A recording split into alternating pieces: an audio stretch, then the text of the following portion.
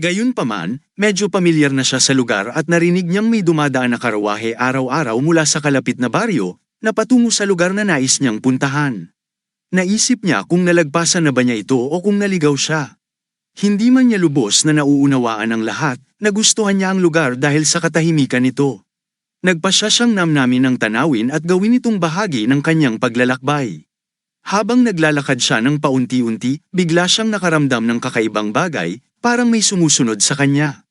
Kaya't huminto siya. Ang kalsadang yun ay wala namang pinagkaiba sa iba, kaya't nagtaka siya kung bakit sinasabi ng kanyang pakiramdam na huwag nang magpatuloy.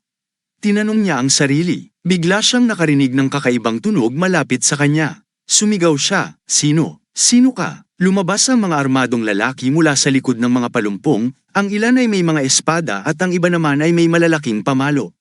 Lumabas sila at sinabi, "Sayang, bakit isang scholar lang?"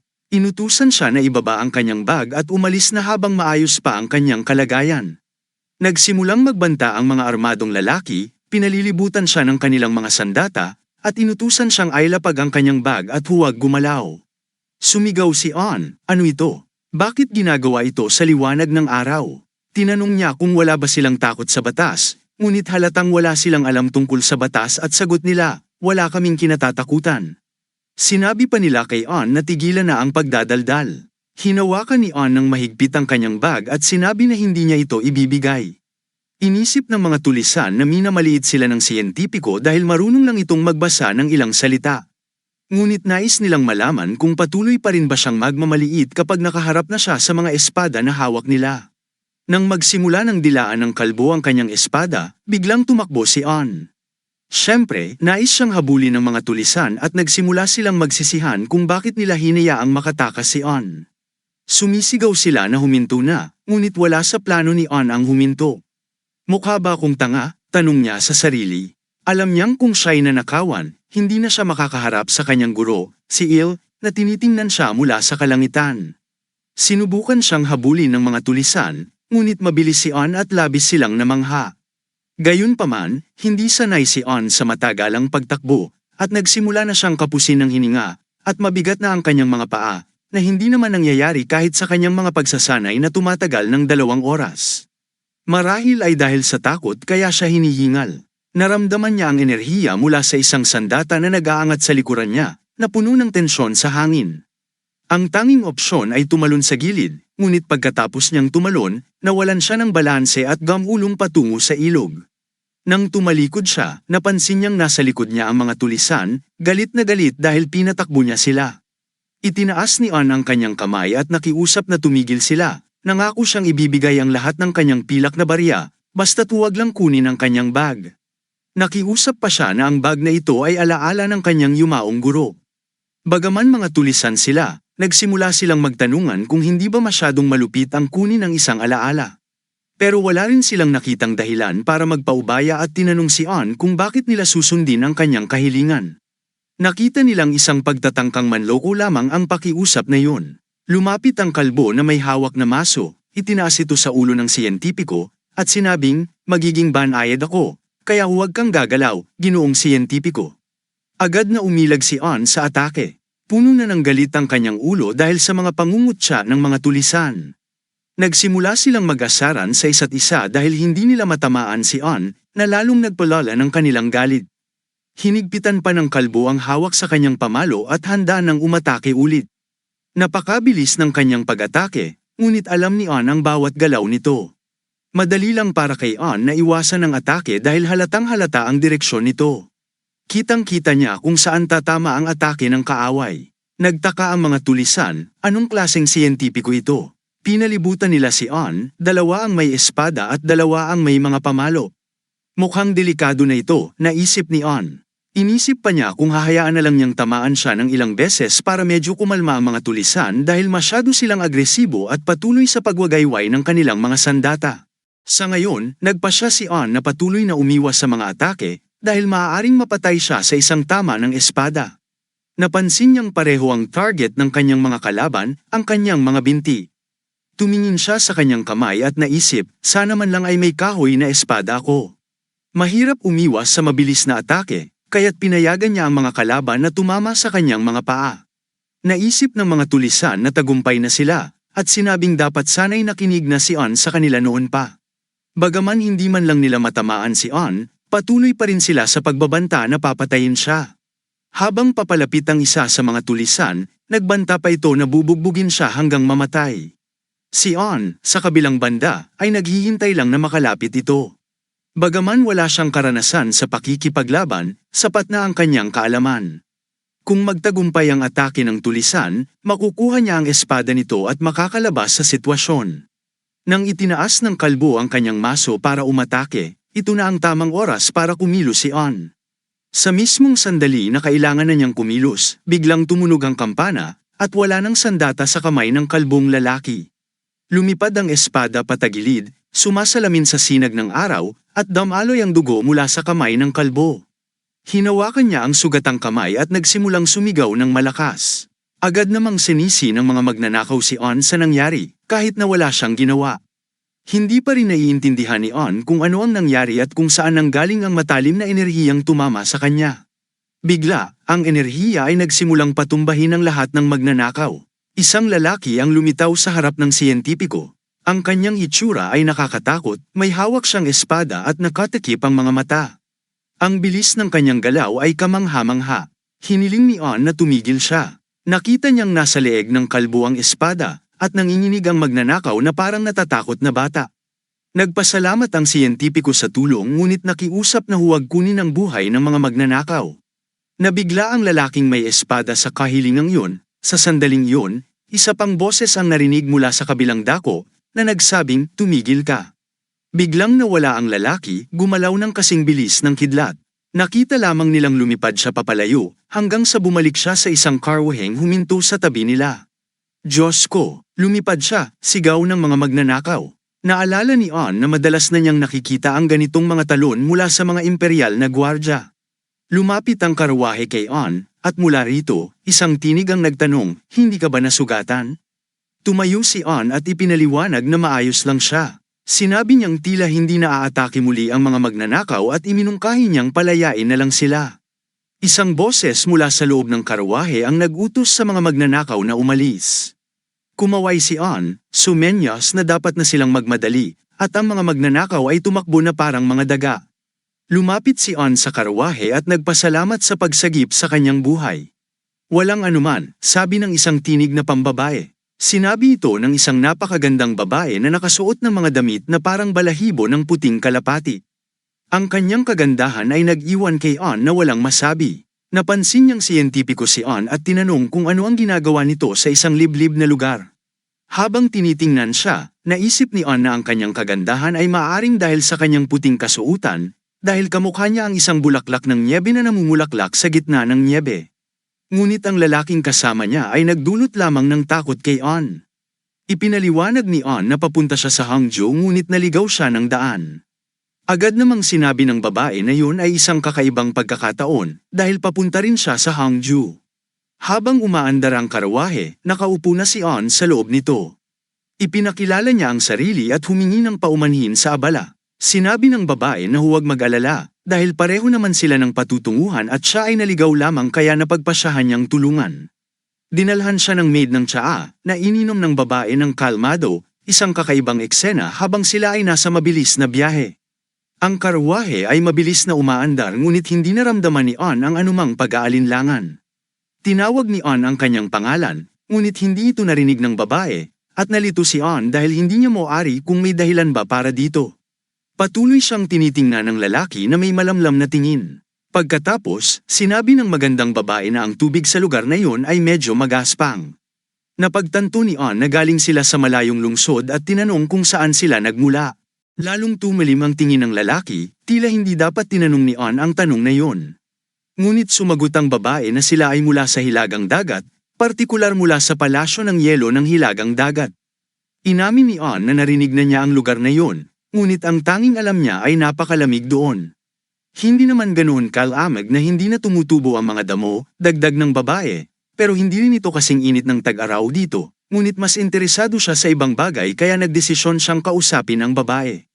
Itinuro niya ang lalaking nakaupo sa tabi niya at sinabing, "Tinulungan ako ng lalaking ito kamakailan, pero hindi ko nagawang pasalamatan siya ng maayos. Tinawag ng babae ang lalaki bilang Ice Ghost at kalmadong sumagot ang Ice Ghost na hindi na kailangan ng pasasalamat. May iba pa ba kayong gustong sabihin? Tanong ng babae habang nakatingin sa kanya. Sa totoo lang, sa pagiging siyentipiko niya, natutunan niyang gumamit ng martial arts at napansin niyang kakaiba ang estilo ng espada ng Ice Ghost. Pwede bang makita ko ulit? Tanong ni On na may interes. Ipinaliwanag ng babae na ang Ice Ghost ay naglalabas lamang ng kanyang espada sa mga sitwasyong buhay at kamatayan, at sinabi pang mas mabuting huwag ng pag-usapan yun. Ang titig ng Ice Ghost ay lalo pang naging mas matalim. Matapos ang ilang sandali, nakarating na sila sa kanilang destinasyon. Kalmadong bumaba ng karawahe ang Ice Ghost. Ang baryo sa harapan nila ay tahimik at kahit maliit ito, tila mas malaki ito kaysa inaasahan para sa isang maliit na baryo. Muli siyang nagpasalamat sa babae dahil tinulungan siya sa kanyang oras ng pangangailangan, at sumagot ang babae na malaki ang naitulong ng kanyang mga salita sa kanila. Sa huli, hindi nalaman ni On ang tunay na pangalan ng babae, at sigurado siyang hindi rin tunay na palayaw ang Ice Ghost. Naintindihan ni On na magkaiba sila ng pananaw sa buhay, kaya inisip niyang baka magdulot lamang ito ng problema kung magpapatuloy pa sila sa paglalakbay na magkasama. Panahon na para umalis ako, sabi niya, sabay talikod at nagsimulang lumakad palayo. Ngunit pinigilan siya ng babae, sumigaw ito ng, "Teka!" Bamaling siya pabalik at nakita ang isang napakagandang ngiti sa mukha ng babae, parang siya'y nagliliwanag. Bigla niyang naramdaman ang isang kakaibang kutob. Ipinaliwanag ng babae na sila ay inanyayahan ng Mima Alliance at papunta sila sa Hango upang lumahok sa isang martial arts tournament. Ngunit hindi sila pamilyar sa lugar, kaya nagdulot ito ng malaking abala. Humingi siya ng tulong kay On, umaasang hindi ito magiging mahirap para sa kanya. Hindi sila taga roon, kaya humihingi lamang sila ng tulong. Tila walang dahilan para tumanggi, ngunit hindi nawawala kay On ang pakiramdam na baka nahuhulog na naman siya sa isa pang bitag. Dagdag pa ng babae, kung tutulungan sila ni On, hindi na siya tratuhin ng malamig ng Ice Ghost, at bukod doon, mayroon silang sapat na pilak. Nang sinabi yun, akala ng babae na naguguluhan si On, kaya ipinaliwanag niyang isang insulto sa hilagang dagat ang hindi magbigay ng tamang gantimpala. Inisip ng babae na ang kanyang pag-aatubili ay dahil sa pera, at dahil magkaiba sila ng kultura, naintindihan ni On kung bakit sila nahihirapang magkaintindihan. Tumugon si On na sa lugar na yun, hindi maganda ang hayagang pag-uusap tungkol sa kabayaran. Binigyan siya ng payo ng babae na nagpahirap sa kanya na tumanggi, at dahil wala na siyang magawa, napagpasyahan niyang sumang-ayon na lamang. Sinabi niyang tutulungan niya ang babae, ngunit idinagdag, "Hindi ako ganoon kagaling na gabay, pero susubukan ko ang aking makakaya." Ngumiti ang babae na parang bulaklak at nagpasalamat sa kanya. "Masaya ako na pumayag kang tulungan ako," sabi ng babae, at ang mga salitang yun ay nagpula ng kaunti sa pisngi ng siyentipiko. Ngunit nang bamaling muli ang kanyang tingin sa Ice Ghost, agad na nawala ang kanyang pamumula. Ipinakilala muli ng babae ang sarili at ibinunyag ang lihim na siya ay isang binibini ng Ice Palace ng hilagang dagat. Lalo pang nagulat si On, ngunit ipinaliwanag ng babae na maraming mga binibini sa Ice Palace, at isa siya sa kanila. Pinaalalahanan siyang maaari na siyang makipag-usap sa babae nang walang pag-aalinlangan. Naging malinaw na sa wakas kung bakit ganoon ang pag-uugali ng Ice Ghost, dahil isa siyang binibini ng Ice Palace. At para sa kanya, maaaring mas mahalaga pa ang binibini kaysa sa sariling buhay niya. Inaasahan ng binibini ang kanilang pagbabalik sa karwahe at inimbitahan siyang pumasok muli. Mabilis namang dumating ang mga tulisan sa kanilang daraanan. Marahil, ito ang pinakamalalang araw ng mga tulisan, dahil paglabas pa lang ng Ice Ghost mula sa karwahe, agad nagbago ang sitwasyon. Agad niyang ipinakita sa mga tulisan ang kanilang lugar, at hindi na sila binigyan ng pagkakataon. Ang siyentipikong nakaupo sa tabi ng tagapagmaneho ng karwahe ay naalala ang sinabi ng binibini, kapag inilabas ng Ice Ghost ang kanyang espada, dapat mamatay ang kalaban. Ipinaliwanag ito ng siyentipiko sa mga tulisan, dagdag pa niya na sa tulong lang ng Ice Ghost, buhay pa sila ngayon. Ngunit hindi ito maintindihan ng mga tulisan, na naniwalang dahil marami sila, may kalamangan sila. Inisip ni On na mas mabuting tumakas na sila sa lalong madaling panahon. Hindi niya maintindihan kung paano nagiging tulisan ang mga taong mahihina ang kakayahan. Agad na hinarap ng Ice Ghost ang mga tulisan, at kung mas malalakas man ang kalaban, marahil ganito rin kabilis niya silang tatapusin. Ang kanyang mga mata ay naglalabas ng malamig na titig na nagpapakirot sa mga kalaban, at isang tingin pa lang ay nagpatigil sa kanilang mga puso, pinaparamdam ang panginginig sa kanilang katawan. Nang isasagawa na ng Ice Ghost ang huling hampas, pinigilan siya ni On at sinabing sapat na yon. Tumigil ang Ice Ghost sa mga salitang yon, ngunit sinabi niyang kailangan na nilang magpatuloy bago pa dumating ang iba pang kalaban. Sagot ng Ice Ghost, hindi siya natatakot kahit gaano pa karami ang kalaban. Kahit na naiintindihan nito ni On, ipinaliwanag niyang hindi sila maaaring lumihis sa kanilang schedule. Sa wakas, pinapasok na muli ng Ice Ghost ang kanyang espada at bumalik sa loob ng karwahe. Muli silang naglakbay, at ang mga tulisan ay nagtago na lang sa mga damuhan na may luha sa kanilang mga mata. Habang nasa biyahe, nagsulat ang siyentipiko ng mga bagong obserbasyon sa kanyang notebook, kasama na ang isa sa mga kilos ng Ice Ghost, at ang aktibidad na ito ay nagbigay sa kanya ng kasiyahan. Halos bawat daan na madaanan nila, may mga tulisan, marahil dahil sa marangyang anyo ng karwahe ng binibini na nakakatawag ng pansin. Bamaling ang Ice Ghost sa binibini at gustong sabihin ang isang mahalagang bagay tungkol sa siyentipiko. On, may masamang kutob ako sa kanya, sabi ng Ice Ghost. Ngunit nang magtanong ang binibini, naging malinaw na ito ay dahil pinigilan siya ni On na pumatay. Ipinaliwanag ng Ice Ghost na alam ni On ang eksaktong sandali nang isasagawa niya ang huling hampas. Pati na rin noong nakaraang pagkakataon, hindi yun maaaring isang simpleng pagkakataon. Naniniwala siyang mahirap paniwalaan na nagkukunwari lang si On bilang isang siyentipiko. Sumagot ang binibini na maaaring kakaiba lang si On, ngunit naniniwala pa rin siyang tunay itong siyentipiko. Pinakalma niya ang Ice Ghost at ipinaliwanag na kailangan pa rin nila ng isang tao upang magpakita ng daan. Ipinaliwanag pa ng binibini na nasa lugar sila kung saan mas pinahahalagahan ang panitikan, sining, reputasyon, at moralidad kaysa martial arts, kaya mahalaga sa kanila ang isang iskolar. Pagkatapos ng mga salita ng binibini, nagtanong ang Ice Ghost kung plano ba niyang isama si On sa martial arts tournament. Inisip niya na yun ang dahilan kung bakit nila isinama si On sa kanilang paglalakbay, at napakaswerte nila na nakasalubong nila siya sa daan. Bukod pa rito, isang iskolar si On, at iyon ay isang mabuting bagay para sa kanila. Gayunpaman, sabi ng binibini, ganap na walang silbi si On bilang gabay. Ngunit kahit ganoon, sinabi ng Ice Ghost na susundan pa rin niya si On. Pagkatapos nito, tinanong ng binibini ang Ice Ghost tungkol sa kalagayan ng Snow Shadow Squad.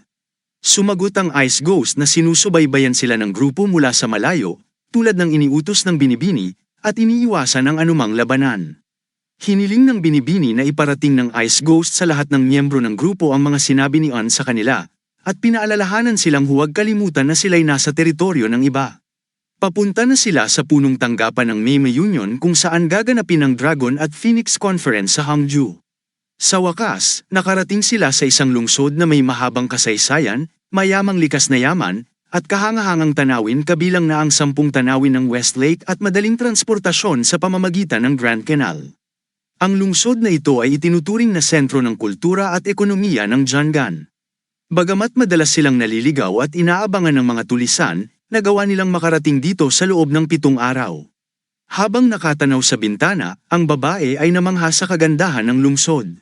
Siyempre, ito ay dahil sa Dragon at Phoenix Conference, paliwanag ng lalaki.